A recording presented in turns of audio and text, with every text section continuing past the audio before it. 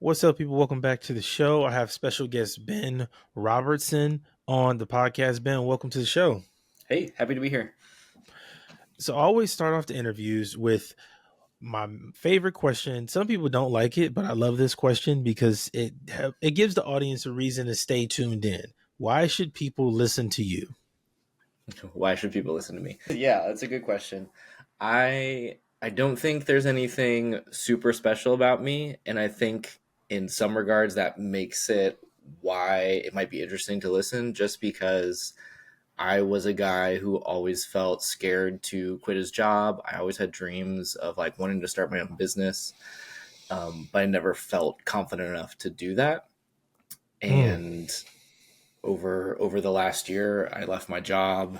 I didn't really have a plan other than I didn't want to have a job, um, and I built something that I thought was fun, and it turned into something that's it's not paying all my bills yet, but it's paying a lot of my bills. And I think that's interesting. It's interesting to me. I think it should be interesting for a lot of people because it just shows there's so much opportunity out there, even in things that don't seem serious. So you don't have to have a $3 billion idea. You just need, like a $10,000 idea. I love that this is where we're starting because I think that's kind of the perception a lot of founders have is that I have to have something that's going to be a unicorn or make $100 million. And Hmm. I think a lot of people would benefit from making even an extra 5 grand a month to start.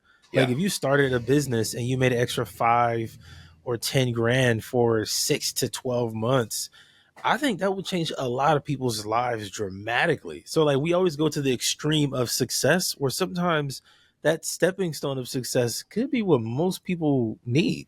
Hmm.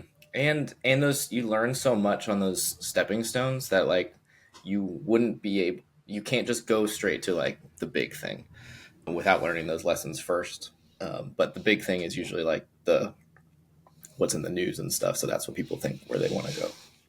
Right, right. And I think that's what founders get caught up in a lot of like the content on YouTube or on these podcasts or even on Twitter, where you look at a founder that just had an exit for 6, 7, 8, 9 figures. And you're like, oh my God, I have to get to that level.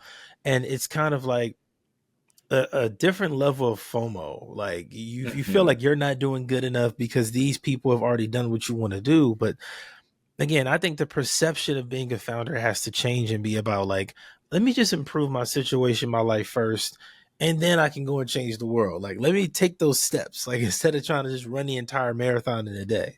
Yeah. Yeah, for sure. And I think something else I'll add is I used to think of it as like a top down strategy of like, okay, how can I do something that's going to make me super rich? And that's so much harder to think about. I remember like 10 years ago, Snapchat was like big, and my wife and I think it was I think Snapchat had their valuation or their IPO or something like that, and it was, or maybe it was Oh, they had rejected the $3 billion buyout by yeah, I Facebook, remember that. That right? was big. That was a big And I deal. Yeah. and I thought I remember talking with my wife about that, and we were just like in shock. It's like it's just a thing that sends disappearing images. It's not complicated, right? I mean, there's scaling stuff for sure that's complicated, but like the premise is pretty simple. And so we used to talk about like, what's our $3 billion idea? Could we have a $3 billion idea? I never had a $3 billion idea. Um, but part of my mindset that changed in the past year is thinking like, okay, well, what if I just build from the ground up? Like, what's the base level that I need? What's the smallest amount of money that would be meaningful to me? And how can I go about getting that? And that it's a lot easier to take smaller steps to get there rather than taking on a whole empire or something like that. That's an interesting perspective because for me, I kind of look at it differently. I look at it as I want to be in one industry in one space for decades. Like I want to Okay. just be in one market for like 50 years because then at that point if I want to go and get a job, I can. If I'm going to start a new company, I can. If I'm going to build software, if I write a book, I think you have a lot of leverage when you commit that time Mhm. and you commit to the market and solving problems in the market. So like if it was e-commerce, for example, how can I build these different plugins for Shopify? Right? How can I improve conversion rates? Can I build my own strategy for that? Like that's kind of my perspective on building that massive amount of wealth, because a lot of people that have built those billion-dollar companies, they're in the market, they're deep in the trenches of it. I think that part should not be rushed. Like, I'm a big believer in just be consistent and sustained in that industry, and don't branch out. Like, you can do other things, but be known for that one thing. And I think that's how you build that wealth. Hmm. Yeah, yeah. I think, yeah. I mean, I think it's a good point. I like sometimes I think about my career so far. I'm 35. I don't. I think the longest job I ever had was 3 years. Maybe maybe a little bit longer than that. There's one way you could look at my career and so far and say that doesn't connect to that, and that doesn't connect to that, and the next thing doesn't connect to that, and the next thing doesn't connect to that. There's another way you can look at it as like, so for instance, like I started in like newspaper advertising sales, and I went to web development, and then I went to working at a dev tool startup, and now I'm making coloring pages on the internet. Um, so there's like there's a path in which none of those dots really connect, but there's another path where I learned some sales techniques at the newspaper space. I learned some digital marketing techniques there. Then I learned web development coding, but I didn't quite understand how to like run a business or a startup. So then I went to the dev tool startup and I learned about experimentation and just trying things and not having to ask for permission. And so from a larger perspective, like all those things are kind of in different spaces, but they're all in the same, for me, that I've kind of been able to put them all together as like picking out different skills that have helped me become able to do a lot of different disciplines, I guess, and help and are helping me right now running my small business. Man, I agree. I love that path you have. It's so unconventional. And I think that's how the beginning is Yeah. like doing a bunch of different things, a bunch of different jobs, having a lot of mentors and kind of leadership around you. And that helps you build a lot of different skills. Hmm. Like building those skills, man, I think that is probably the most valuable thing that anybody can do. I don't care how old you are or what you want to do, but like Hmm. adding skills of the little things, like if it's going to be copywriting or email marketing or sales, like whatever it is, I think you want to stack a good 8 to 10 skills, because it Yeah. just makes you so valuable to the marketplace, man, where you'll never be out of a job. Even if your business fails, you can go work here. If you get fired from your job, you can start a business. Like, you have all kind of options when you stack the right skills. And I think sometimes we get too caught up in like the glitz and glamour and ignore the skill part. I see that a lot on Twitter, where it's so much focus is on exiting and making as much money as possible. We Hmm. ignore like, hey, let's sit down for the next 6 months and learn this one thing. Like, Hmm. let's just focus on learning this skill right here. I think that would help a lot of founders as well. So you did say something I want to go back to. You say you're making coloring pages online. I know people are laughing at that because that sounds crazy. Can you explain ColorBliss and what it is for the audience? Yeah. ColorBliss is a website I built where you can use AI to make coloring pages. So you can either prompt it with text prompts, say you want something like a dinosaur on a skateboard, and it'll generate a coloring page for you. Or you can take your photos and convert them into coloring pages. And I've added a feature where you can, make little scribbles either on your computer or just. I'm not a very good drawer, or I'm not very good at drawing. So I'll draw a little thing and then I'll kind of have the AI, make it a more detailed coloring page. And so people can buy subscriptions to that. I've got subscriptions for, that are kind of targeting parents, grandparents, and then also targeting people who are making coloring pages to sell online as well. I love how unique this is, because I have an 8-year old, and I said eight, a 6-year old, and she acts like she's eight sometimes. And Yeah. like, she's really, really into art. And like, I want her to kind of learn art right now and use some of the AI tools with it. Yeah. Like, I think that would be a game changer, because everybody's kind of afraid of AI. I think 1% of the population knows what it is and isn't super terrified. And Hmm. like, I think most people are horrified with AI and what it could be, you know? And I think for us to not be as scared of it, we have to kind of lean into it and learn more about it. And I would just like me, I'm into AI a little bit myself. So I would love for my kids to learn it sooner rather than later. Because it's Hmm. not going anywhere, obviously, right? Like it's gonna be here. So why not learn earlier? You know what I mean? So Yeah. so I can use this tool to like draw pretty much anything. Is that what you're saying?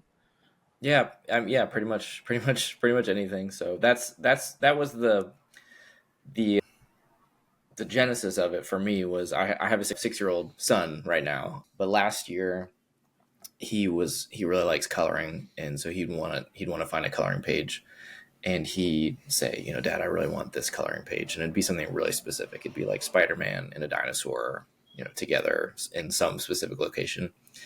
And I'd say, like, I think that's a great idea. I don't think anybody's ever made that coloring page before, or even had that idea for a coloring page before.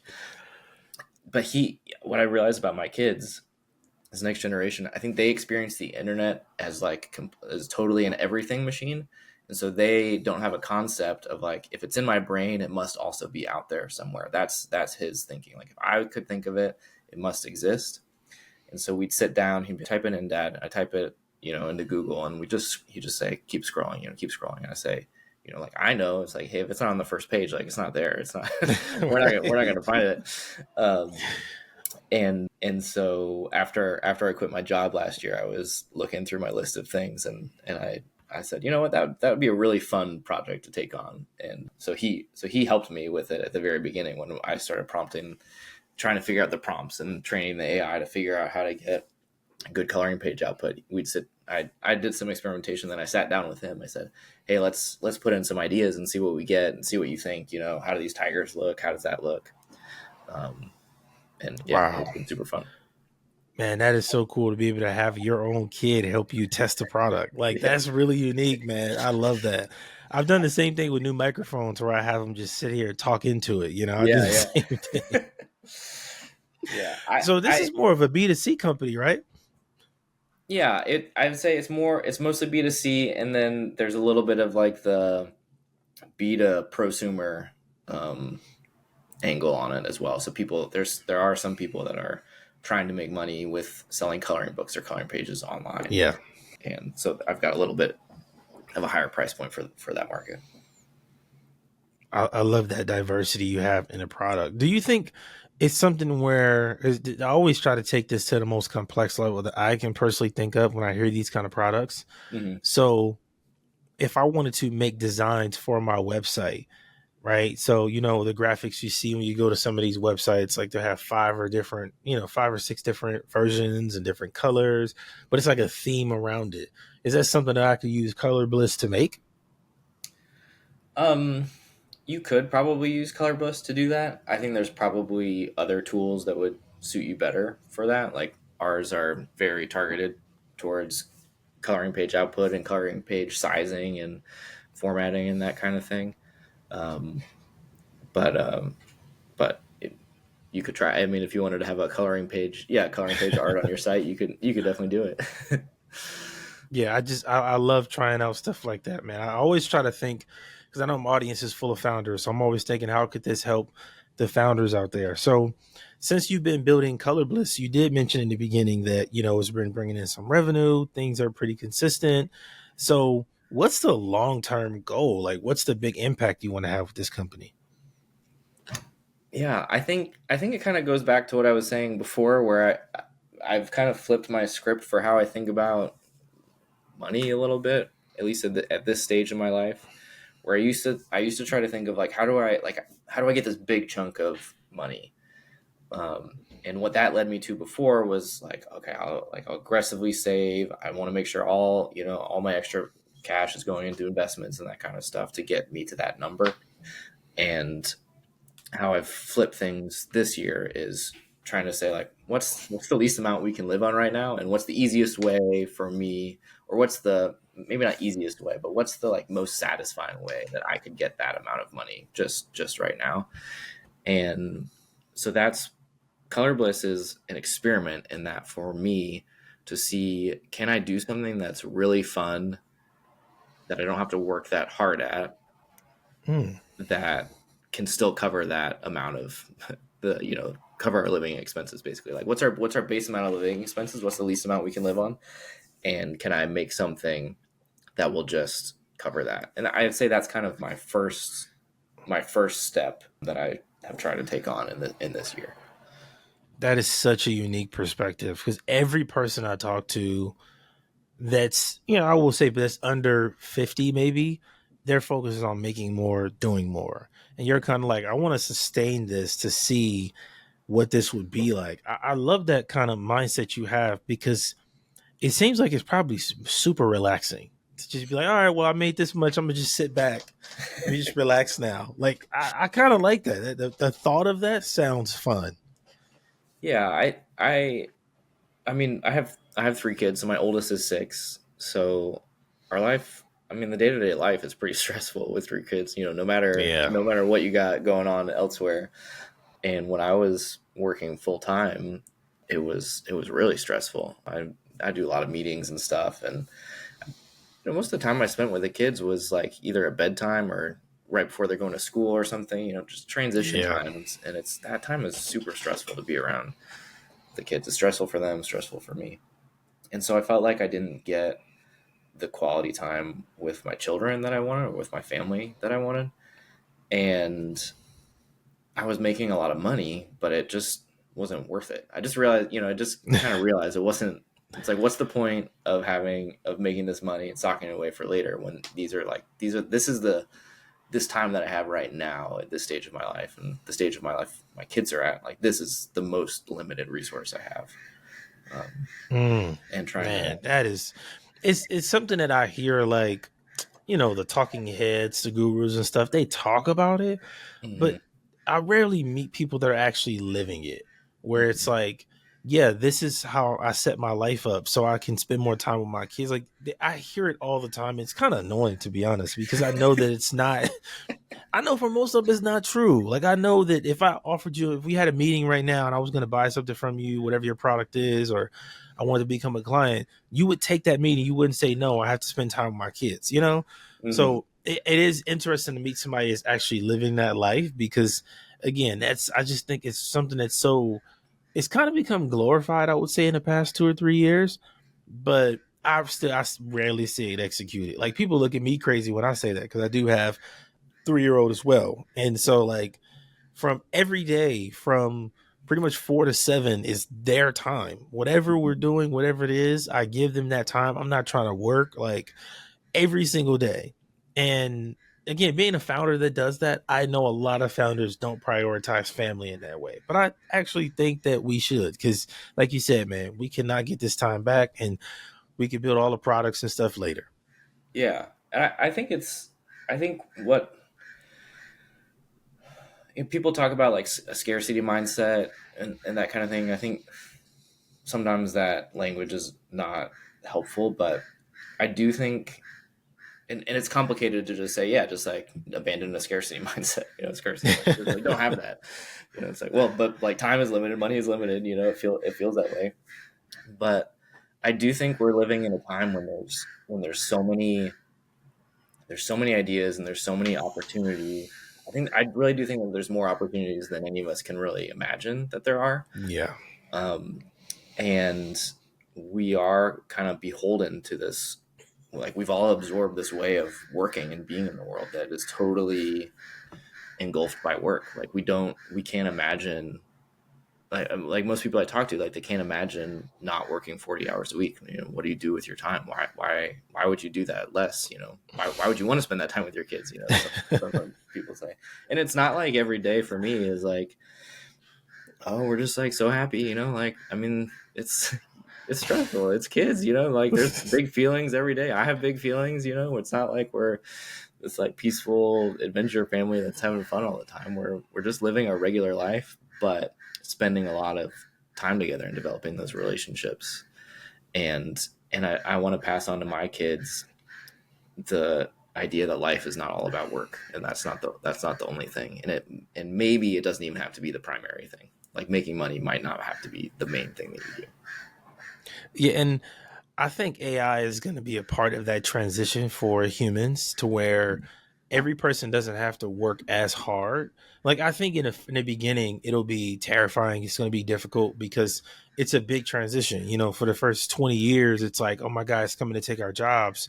Hmm. But like you said, the next generation, I think a lot of their life is going to be dramatically easier because of automation and different ways it'll be used. Like right now, we're only thinking of it from a business sense. How can I make money from this? Hmm. When we transition to how can I make everyday life easier, Hmm. like it's going to be a game changer when like we can use AI to somehow help us wash dishes or to wash clothes. Like that's going to change the world. Like, and Yeah. again, it sounds terrifying because we only have the negative concepts from movies right now. We don't have a positive perspective on it just yet.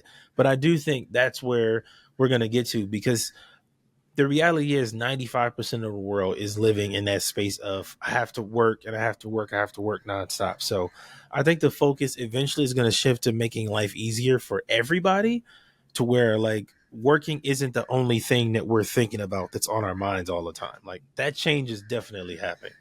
Yeah, I hope that's the case. I do think that is a possibility. I also think that people would stand to benefit. Some people would stand to benefit a lot from just increased output, and keeping that same 40-hour work week. I mean, we've had it Yeah. since the 1920s or whatever, um, and it hasn't changed. We're all doing way more work now than we were doing 50 years ago, but like we're even working more hours, in some cases for people. So I think it is possible that all that would change, but it requires people to make a change for themselves and create companies where that's a reality for people. Yeah. Yeah, I do think it'll have to be overall. And I don't think it'll be every single person that directly benefits immediately. Hmm. But I do think those people like yourself that like make it a priority to put other things ahead of work, that's who's going to see the major benefit of like, okay, I can take a step back and do this thing this different way. Like for me, I used to spend hours and hours on production and editing and stuff, and it just was so draining. Like Hmm. watching every second of a video takes so much energy out of you. Like whereas now, like I can confidently say, okay, I have to produce this episode and all this content later. Where it used to take me literally 5 hours, now it's going to take me maybe an hour and a half. Hmm. So I can now take the rest of that time to be with my family. Yeah. So I think more and more people are going to find those ways to use the resources to make their life easier.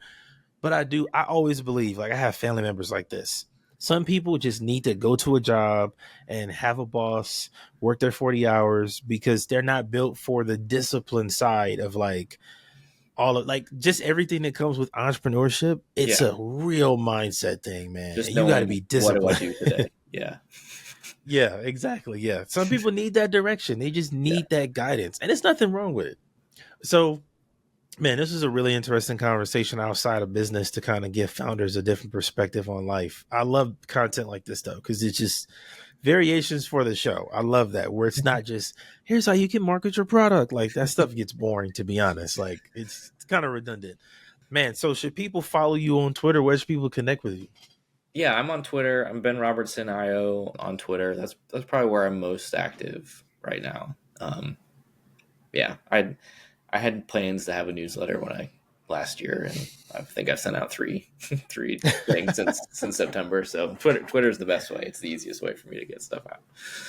Okay, okay. Yeah, All right, man. Sounds good. I want to thank you for being on the show and sharing your personal life a bit more than most of the guests. I love that because that makes the content a lot better. awesome. Yeah, thanks for having me, Chris.